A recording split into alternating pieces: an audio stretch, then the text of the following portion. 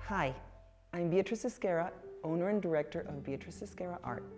I'd like to thank Zara Kand for inviting me to her show, The Gallerist Speaks. I think it's a great opportunity for us who work in the art world and in the gallery world to share our ideas, our thoughts, what we do with the whole public. I think it was when I was around 7. My parents were art lovers, and they would buy occasionally for themselves certain works of art, and they would take me to art shows. So one day they took me to a Jesus Rafael Soto art show, which was, it was op art. And of course, when you're 7, op art is a lot of fun because there's a lot of different ways to look at the artwork, a lot of sensations, a lot of colors, lines, etc. So that was, I think, my first experience that I enjoyed the arts, and I will never forget that visit to that show.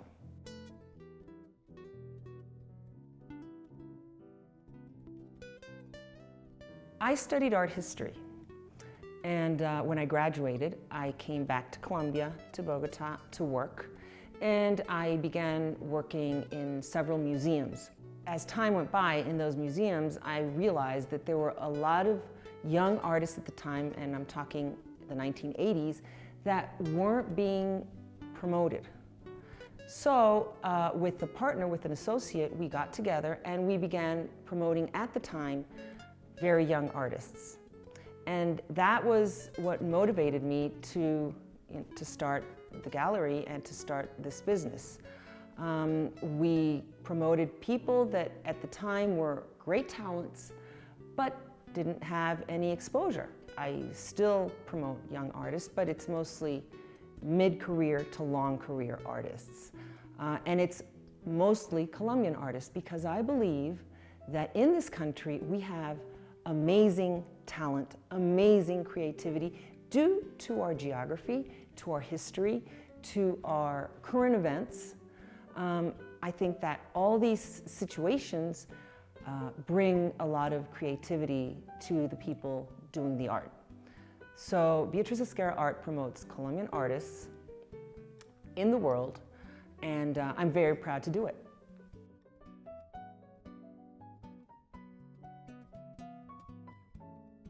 Every gallery has a certain line, a certain style, a certain program that they follow.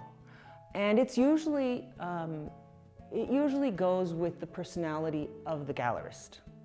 In my case, I believe art is to feed the soul, of course feed the mind, but feed the soul first. I believe in beauty, I believe in harmony, I believe in aesthetics. I also believe in intelligence in the artwork, but it's all a group of producing admiration in the viewer, producing pleasure in the viewer.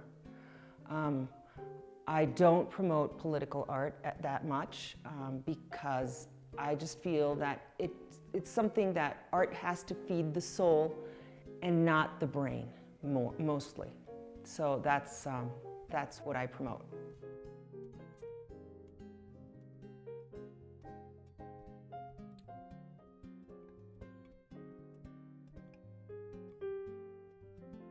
Being a gallerist is not sitting behind a desk, waiting for a client to come in the door to buy artwork. Being a gallerist means exposing the group of artists that you promote in the best possible way and in the most possible manners. So there's different options. So there's exhibitions in the gallery, there's art fairs, there's the internet. So you have to find the time to do all these things, and you just organize your time, and you do the art fairs, and you do the social media, and you do the websites, and you have a strategy. And all these things combined market your artist, and in the end, you have sales as well. The gallerist, by the way, is the person who connects the artist with the museums, the artist with the clients. So the gallerist is key in this marketing and visibility work. That's how we find the time. You just organize your time and you have a program and you have a schedule and you do it all because it's the only way that you're going to be able to effectively promote your artists. It's a creative process. It's great to come up with the idea, to work with the artist on what they're going to base their work on, what idea they're going to develop through their work, what they're going to say to the public and to the viewer through their artwork. I enjoy, of course, starting with the idea and then picking the artworks that best express this idea. Again, it's a creative process, and I love the creative process. I wish I could expose my artists to more countries, more people. I think that's a big challenge. Being able to attend as many art fairs as possible, that costs a lot. And we're in a country where our currency is weaker than the currency where the other art fairs take place. So that's a challenge, I would say. Otherwise, you use the internet, which is a great way to expose internationally and have your artists visible to everyone.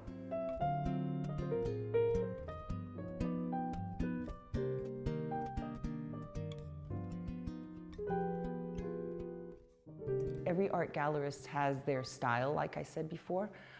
In my case, I have a thing with atmosphere. I have a thing with space and the human figure and how it interacts in that large space. I like silence. Maybe it's because the world is just too noisy, maybe because I run around all the time and I need that moment when looking at a work of art in my gallery that gives me silence, gives me beauty, gives me a certain balance. So I do work a lot with figurative artists and artists that work atmosphere.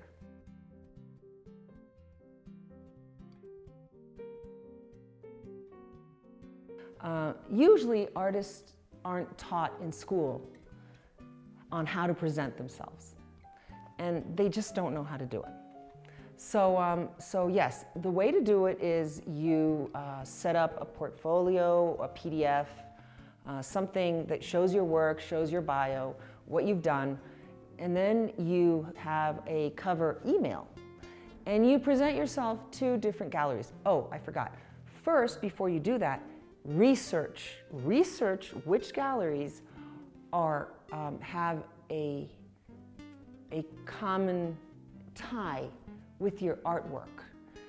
If the artwork fits into the gallery's program, and all you have to do is just go into the internet, read about the gallery, look at the artworks they promote, and you'll find those galleries that have a common tie to your work, to the artist's work.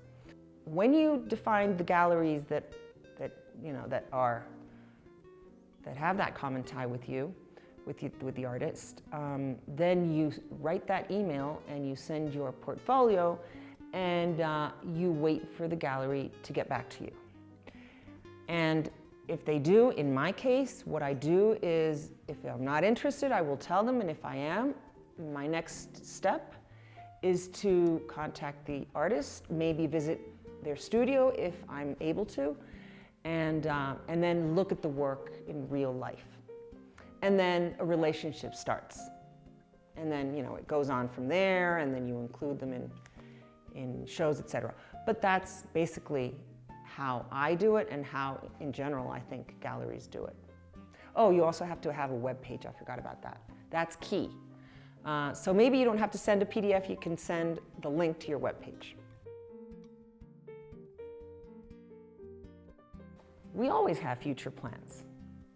I would say develop more the virtual presence, and if possible, if after this pandemic the art fairs will continue to function, of course participate in more art fairs. That's where this business is. It's in the art fairs and it's in the internet. In my gallery, yes, I will have shows, people will go, but it's not the main, that's not where the main movement is. The movement is in the art fairs and on the internet. So hopefully, yes, I will expand on that and become a bigger Beatriz Esguerra Art in that sense. Thank you, Zara, for this interview. I hope we can meet one day in person. In the meantime, we'll just meet virtually like everybody else. And congratulations on this great initiative of The Gallerist Speaks.